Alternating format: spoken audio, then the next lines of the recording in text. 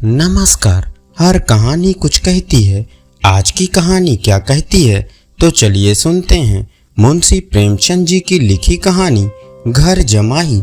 हरदन जेठ की दोपहरी में ऊख में पानी देकर आया और बाहर बैठा रहा। घर में से धुआं उठता नजर आता था। छन छन की आवाज भी आ रही थी। उसके दोनों साले उसके बाद आए और घर में चले गए।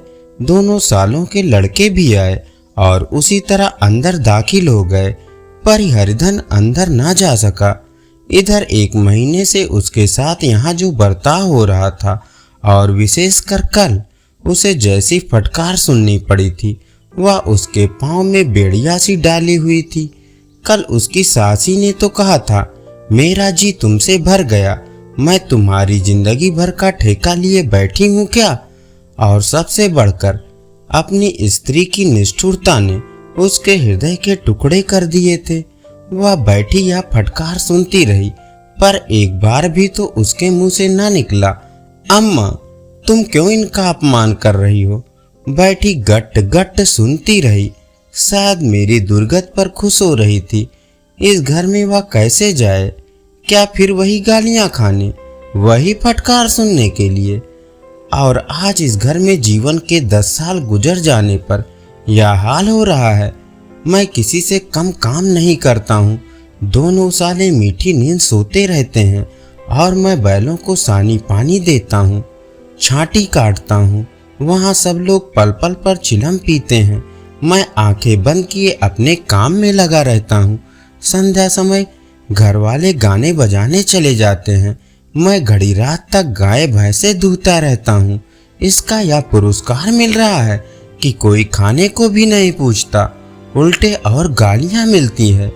उसकी स्त्री घर से डोल लेकर निकली और बोली, जरा इसे कुएं से खींच लो, एक बूंद पानी नहीं है। हरधन ने डोल लिया और कुएं से पानी भर लाया। उसे जोर से भूख लगी हुई थी। समझा अब खाने को बुलाने आएगी, मगर स्त्री डोल लेकर अंदर गई तो वहीं की हो गई। हरदन थका मांदा क्षुधा से व्याकुल पड़ा सो रहा।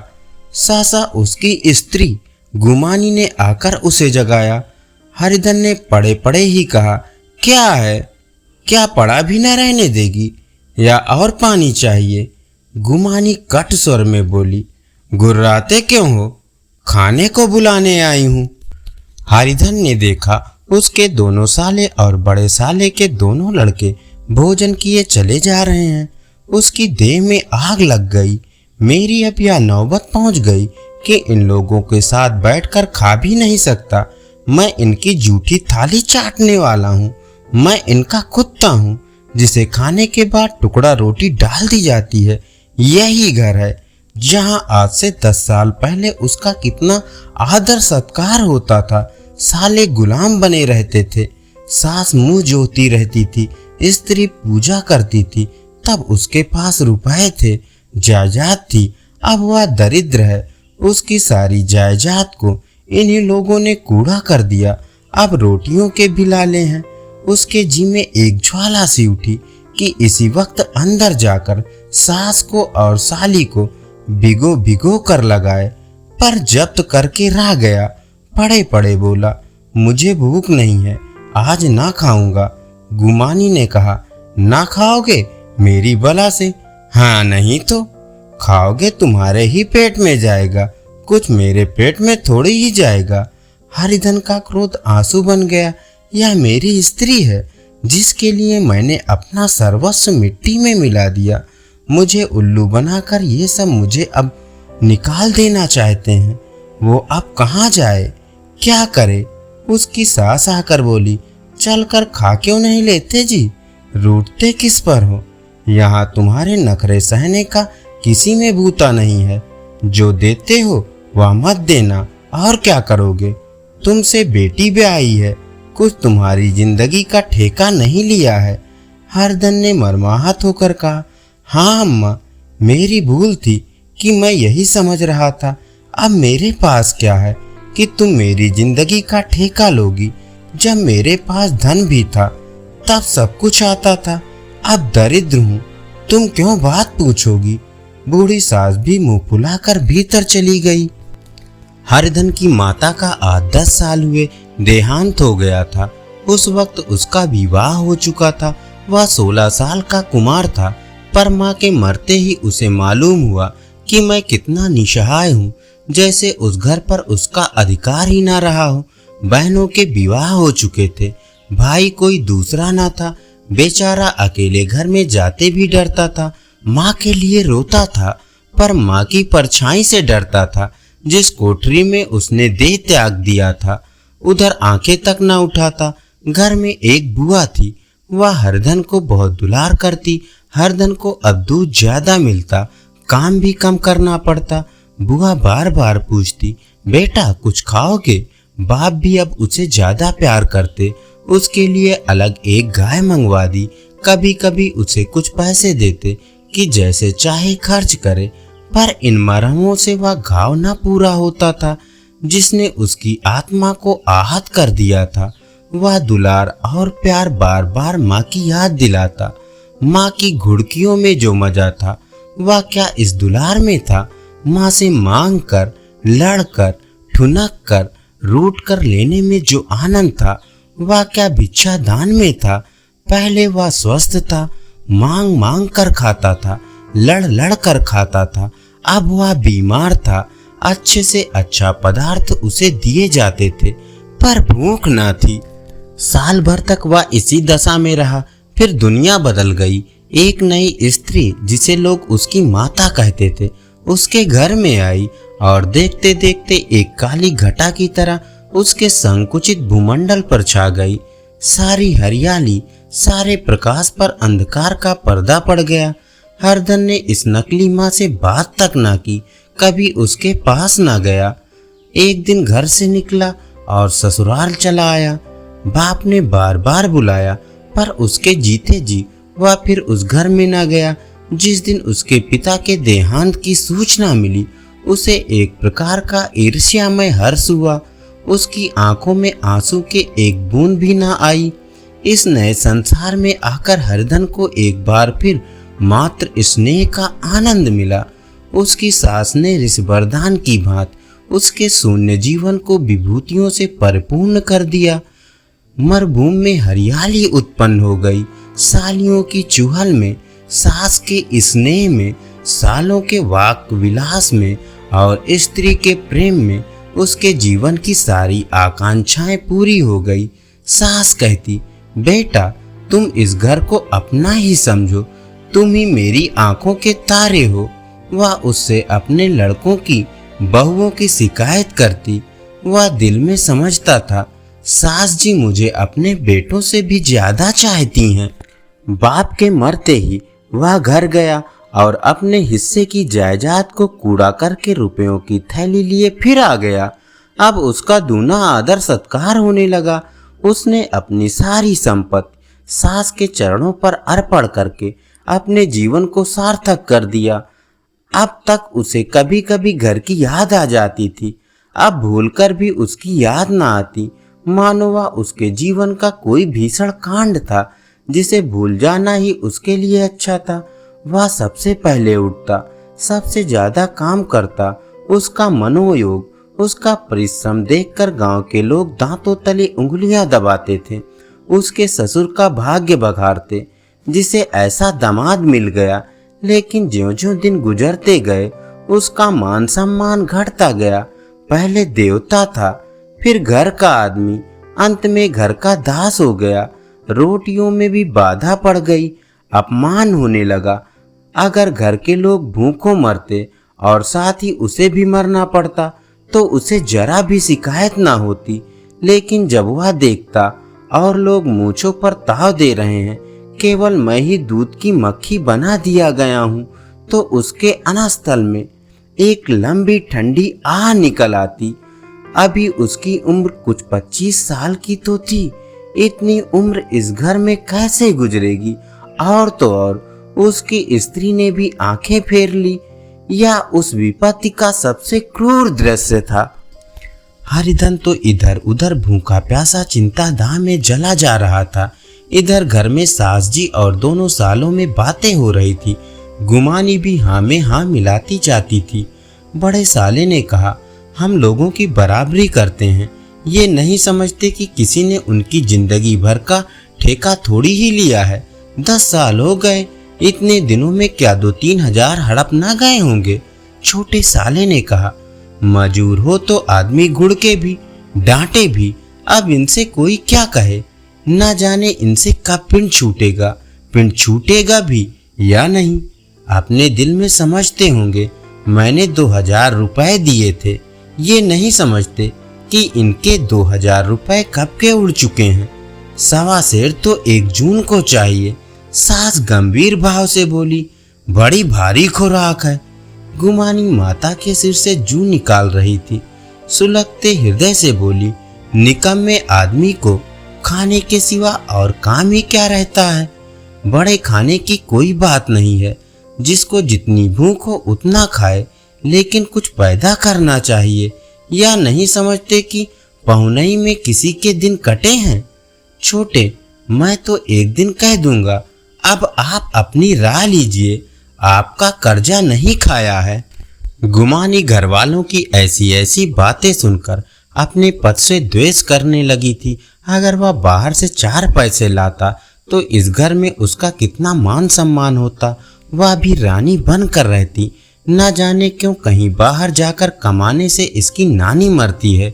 गुमानी की मनोवृत्तियां अभी तक बिल्कुल बालपन की सी थी। उसका अपना कोई घर न था। उसी घर का हित अहित उसके लिए भी प्रधान था। वह भी उन्हीं शब्दों में विचार करती, इस समस्या को उन्हीं आंखों से देखती जैसे उसके घर वाले देखते थे। सच तो है, 2000 रुपए में क्या किसी को मोल ले लेंगे। 10 साल में 2000 रुपए होते ही क्या हैं। 200 ही तो साल भर के हुए। क्या 2 आदमी साल भर में 200 भी ना खाएंगे। फिर कपड़े लत्ते, दूध घी, सब कुछ तो है। 10 साल हो गए, एक पीतल का छल्ला नहीं बना। घर से निकलते तो जैसे इनके प्राण निकलते हैं। जानते हैं, जैसे पहले पूजा होती थी वैसे ही जन्म भर होती रहेगी। ये नहीं सोचते कि पहले और बात थी, अब और बात है। बहू ही पहले ससुराल जाती है तो उसका कितना आदर सत्कार होता है। उसकी डोली से उतरते ही बाजे बजते हैं। गांव मोहल्ले की औरतें उसका मुंह देखने आती हैं और रुपए देती हैं। महीनों उसे घर भर से अच्छा खाने को मिलता है, अच्छा पहनने को। कोई काम नहीं लिया जाता, लेकिन 6 महीने बाद कोई उसकी बात भी नहीं पूछता। वह घर भर की लौंडी हो जाती है। उसके घर में मेरी तो वही गति होती। फिर काहे को रोना। जो या कहो कि मैं तो काम करता हूँ तो तुम्हारी भूल है। मजूर और बात है, उसे आदमी डांटता भी है, मारता भी है। जब चाहता है रखता है, जब जी चाहता है निकाल देता है, कस कर काम लेता है। या नहीं कि जब जी में आया कुछ काम किया, जब जी में आया पढ़कर सो रहे। हरिधन भी पड़ा अंदर ही अंदर सुलग रहा था कि दोनों साले बाहर आए और बड़े साले साहब बोले, भैया उठो, तीसरा पहर ढल गया, कब तक सोते रहोगे, सारा खेत पड़ा है। हरिधन चट से उठ बैठा और तीव्र स्वर में बोला, क्या तुम लोगों ने मुझे उल्लू समझ लिया है। दोनों साले हक्का बक्का हो गए। जिस आदमी ने कभी जबान नहीं खोली, हमेशा गुलामों की तरह हाथ बांधे हाजिर रहा, वह आज एकाएक इतना आत्माभिमानी हो गया। या उनको चौंका देने के लिए काफी था। कुछ जवाब न सूझा। हरिधन ने देखा इन दोनों के कदम उखड़ गए हैं तो एक धक्का और देने की प्रबल इच्छा को रोक ना सका। उसी ढंग से बोला, मेरी भी आंखें हैं, अंधा नहीं हूँ, ना बहरा हूँ। छाती फाड़कर काम करूँ और उस पर भी कुत्ता समझा जाऊं। ऐसे गधे कहीं और होंगे। अब बड़ा साला भी गर्म पड़ा। तुम्हें किसी ने यहाँ बांध तो रखा नहीं है। अब की हरदन लाजवाब हुआ, कोई न न सूझी। बड़े ने फिर उसी ढंग से कहा, अगर तुम यहाँ चाहो कि जन्म भर पहुने बने रहो और तुम्हारा वैसा ही आदर सत्कार होता रहे तो हमारे बस की बात नहीं है। हरदन ने आंखें निकाल कर कहा, क्या मैं तुम लोगों से कम काम करता हूँ? बड़े, यह कौन कहता है? हरिधन, तो तुम्हारे घर की यही नीति है कि जो सबसे ज्यादा काम करे वही भूखों मारा जाए। बड़े, तुम खुद खाने नहीं गए, क्या कोई तुम्हारे मुंह में कौर डाल देता? हरिधन ने ओठ चबा कर कहा, मैं खुद खाने नहीं गया, कहते तुम्हें लाज नहीं आती? नहीं आई थी बहन तुम्हें बुलाने। हरिधन की आंखों में खून उतर गया, दांत पीस कर रह गया। छोटे साले ने कहा, अम्मा भी आई थी, तुमने कह दिया मुझे भूख नहीं है, तो क्या करती? सास भीतर से लपकी चली आ रही थी। यह बात सुनकर बोली, कितना कहकर हार गई, कोई उठे ना तो मैं क्या करूं? हरिधन ने विष, खून और आग से भरे हुए स्वर में कहा, मैं तुम्हारे लड़कों का जूठा खाने के लिए हूँ? मैं कुत्ता हूँ कि तुम लोग खाकर मेरे सामने रूखी रोटी का टुकड़ा फेंक दो? बुढ़िया ने ऐड कर कहा, तो क्या तुम लड़कों की बराबरी करोगे? हरिधन परास्त हो गया। बुढ़िया के एक ही वाक प्रहार ने उसका काम तमाम कर दिया। उसकी तनी हुई भवें ढीली पड़ गई, आग की आग बुझ गई, फड़कते हुए नथने शांत हो गए। किसी आहत मनुष्य की भांति वह जमीन पर गिर पड़ा। क्या तुम मेरे लड़कों की बराबरी करोगे? यह वाक एक लंबे भाले की तरह उसके हृदय में चुभता चला जाता था। ना हृदय का अंत था, ना उस भाले का। सारे घर ने खाया पर हरदन ना उठा। सास ने मनाया, सालियों ने मनाया, ससुर ने मनाया, दोनों साले मना कर हार गए। हरदन ना उठा। वहां द्वार पर एक टाट पड़ा था, उसे उठाकर सबसे अलग कुएं पर ले गया और जगत पर बिछाकर पड़ा रहा। रात भीग चुकी थी। अनंत आकाश में उज्जवल तारे बालकों की भांति क्रीड़ा कर रहे थे। कोई नाचता था, कोई उछलता था, कोई हंसता था, कोई आंखें मीचकर फिर खोल देता था। रह रहकर कोई साहसी बालक सपाटा भरकर एक पल में उस विस्तृत क्षेत्र को पार कर लेता था और न जाने कहां छा जाता था। हरिधन को अपना बचपन याद आया, जब वह भी इसी तरह क्रीड़ा करता था। उसकी बाल स्मृतियां उन्हीं चमकीले तारों की भांति प्रज्वलित हो गई। वह अपना छोटा सा घर, वह आम का बाग जहां वह केरियां चुना करता था, वह मैदान जहां कबड्डी खेला करता था, सब उसको याद आने लगे। फिर अपनी स्नेहमयी माता की सदैव मूर्ति उसके सामने खड़ी हो गई। उन आंखों में कितनी करुणा थी, कितनी दया थी। उसे ऐसा जान पड़ा मानो माता की आंखों में आंसू भरे उसे छाती से लगा लेने के लिए हाथ फैलाए उसकी ओर चली आ रही हैं। वह उस मधुर भावना में अपने को भूल गया। ऐसा जान पड़ा मानो माता ने उसे छाती से लगा लिया है और उसके सिर पर हाथ फेर रही हैं। वह रोने लगा, फूट फूट कर रोने लगा। उसी आत्म सम्मोहित दशा में उसके मुंह से यह शब्द निकले, अम्मा, तुमने मुझे इतना भुला दिया। देखो तुम्हारे प्यारे लाल की क्या दशा हो रही है। कोई उसे पानी को भी नहीं पूछता। क्या जहां तुम हो वहां मेरे लिए जगह नहीं है? सासा गुमानी ने आकर पुकारा, क्या सो गए तुम? ऐसी भी क्या राक्षसी नींद? चलकर खा क्यों नहीं लेते? कब तक कोई तुम्हारे लिए बैठा रहे? हरिधन उस कल्पना जगत से क्रूर प्रत्यक्ष में आ गया। वही कुएं की जगत थी, वही फटा हुआ टाट, और गुमानी सामने खड़ी कह रही थी, कब तक कोई तुम्हारे लिए बैठा रहे? हरिधन उठ बैठा और मानो तलवार म्यान से निकाल कर बोला, भला तुम्हें मेरी सुध तो आई? मैंने कहा तो दिया था मुझे भूख नहीं है। गुमानी बोली, तो कितने दिनों तक ना खाओगे? अब इस घर का पानी भी ना पीऊंगा। तुझे मेरे साथ चलना है या नहीं? दृढ़ संकल्प से भरे हुए इन शब्दों को सुनकर गुमानी सहम उठी। बोली, कहाँ जा रहे हो? हरिधन ने मानो नशे में कहा, तुझे इससे क्या मतलब? मेरे साथ चलेगी या नहीं? फिर पीछे से ना कहना मुझसे कहा नहीं। गुमानी आपत्ति के भाव से बोली, तुम बताते क्यों नहीं? कहाँ जा रहे हो? तू मेरे साथ चलेगी या नहीं? जब तक बता ना दोगे मैं ना जाऊंगी। तो मालूम हो गया तू नहीं जाना चाहती। मुझे इतना ही पूछना था, नहीं तो अब तक मैं आधी दूर निकल गया होता। यह कहकर उठा और अपने घर की ओर चला। गुमानी पुकारती रही, सुन लो सुन लो, पर उसने फिर कर भी ना देखा।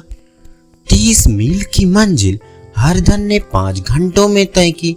जब वह अपने गांव की अमराइयों के सामने पहुंचा तो उसकी मातृभावना उषा की सुनहरी गोद में खेल रही थी। उन वृक्षों को देखकर उसका वियल हृदय नाचने लगा। मंदिर का सुनहरा कलश देखकर वह इस तरह दौड़ा मानो एक छलांग में उसके ऊपर जा पहुंचेगा। वह वेग में दौड़ा जा रहा था, मानो उसकी माता गोद फैलाए उसे बुला रही हो।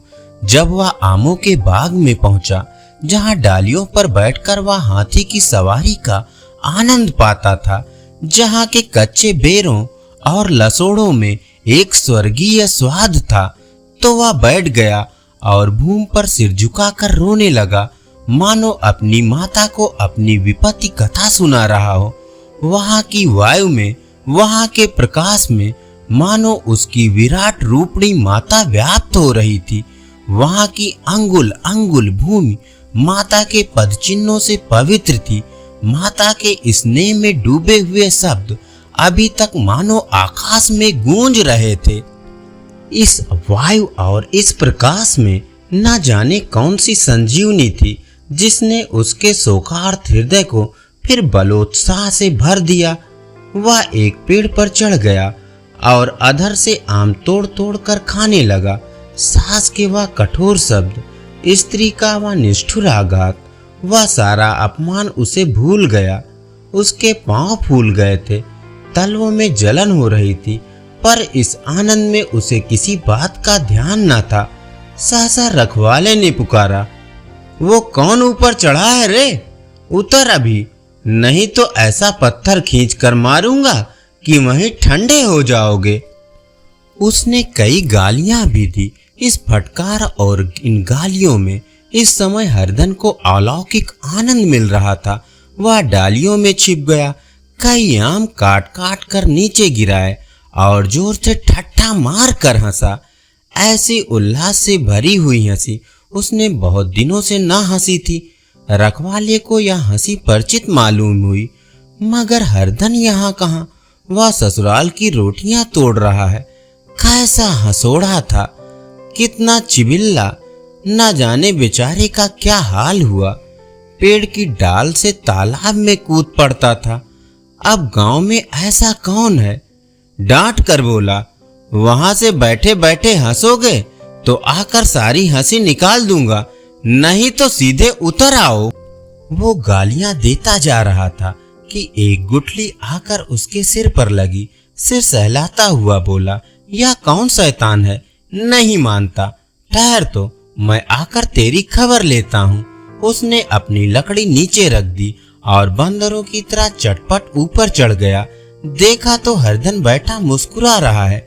चकित होकर बोला, अरे हरिधन, तुम यहाँ कब आए? इस पेड़ पर कब से बैठे हो? दोनों बचपन के सखा वहीं गले मिले, यहाँ कब आए? चलो घर चलो।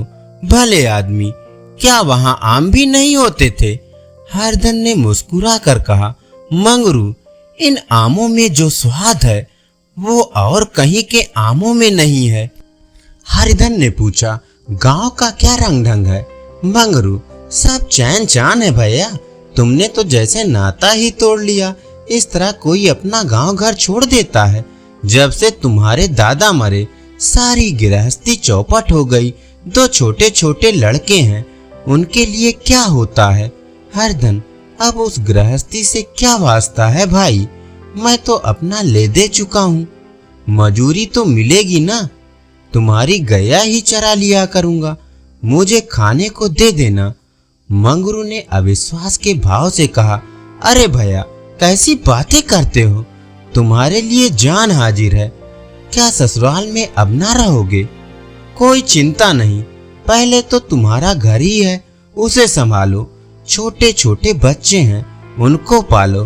तुम नई अम्मा से नाहक डरते थे, बड़ी सीधी है बेचारी, बस अपनी माँ समझो, तुम्हें पाकर तो निहाल हो जाएगी।